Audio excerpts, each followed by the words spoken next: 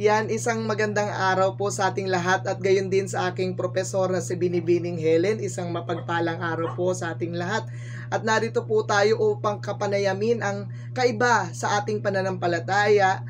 At tayo po ay nagpapasalamat sa pagbibigay niya po ng napakahalaga niyang oras upang tayo po ay magkaroon ng kaalaman tungkol sa kaiba nating reliyon. Bilang panimula, ako po ang si Yuri Ino Gutierrez, isa pong Romano Katoliko, at narito po ang kaiba nating relihiyon.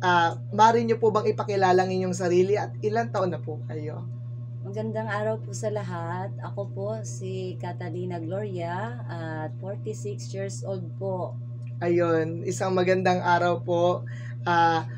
Ngayon naman po, ano pong relihiyon ang inyong kinabibilangan at ano po yung inyong tungkulin doon po?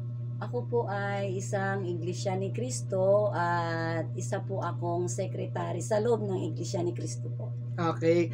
Bilang sekretary po, ano po yung inyong ginagampan ng tungkulin? Ano po yung lagi ninyong ginagawa as a secretary po?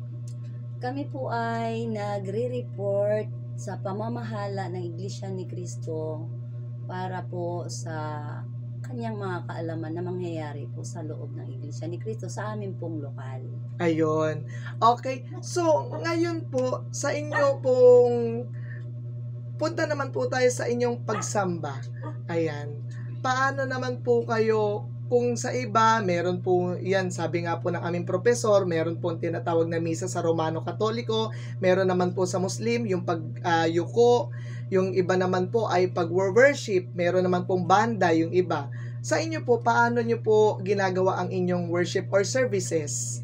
Kami po ay sumasamba ng 2 bisis sa isang linggo. Mayroon naman pong Merkulis at Sabado sa ibang lokal at sa amin naman pong lokal ngayon ay Huwebes po at Linggo. Kami po ay sumasamba ng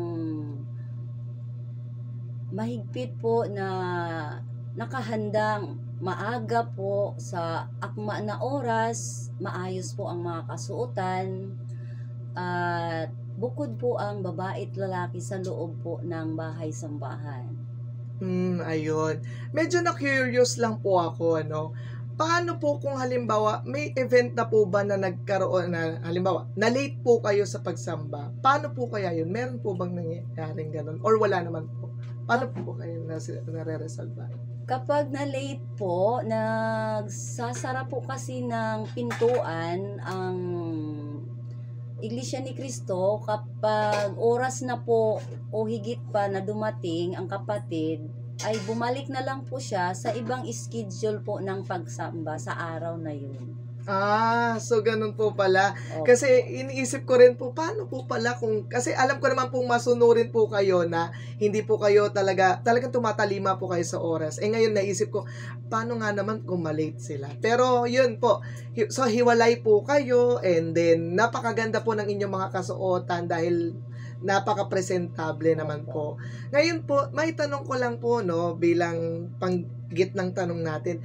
Ano naman po yung mga selebrasyon kung meron po sa iba na tinatawag na Holy Week, Ramadan naman sa Muslim, sa inyo po ano naman po ang inyong mga pinagdiriwang? Sa amin po, ang pinakamahalagang okasyon ay ang July 27, anniversary ng Iglesia ni Cristo na ipinagdadaos tuwing sasapit ang taon na yun.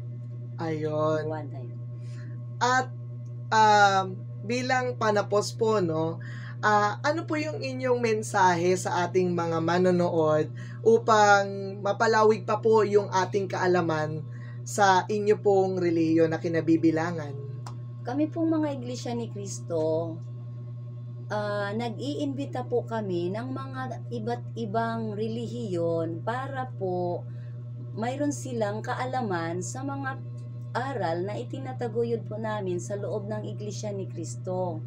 At kung hindi naman po sila tumugon, ay nakahanda naman po kaming unawain ang kanilang pasya. Ang sa amin lang po ay nirerespeto rin po namin. Ang sa amin ay willing pong makinig, ay nakahandang maglingkod ang Iglesia ni Cristo. Kaya po kami ay nangingimbita ng iba't ibang relihiyon. Ayun, marami pong salamat. Meron lang po akong naisip na tanong ngayon lamang po.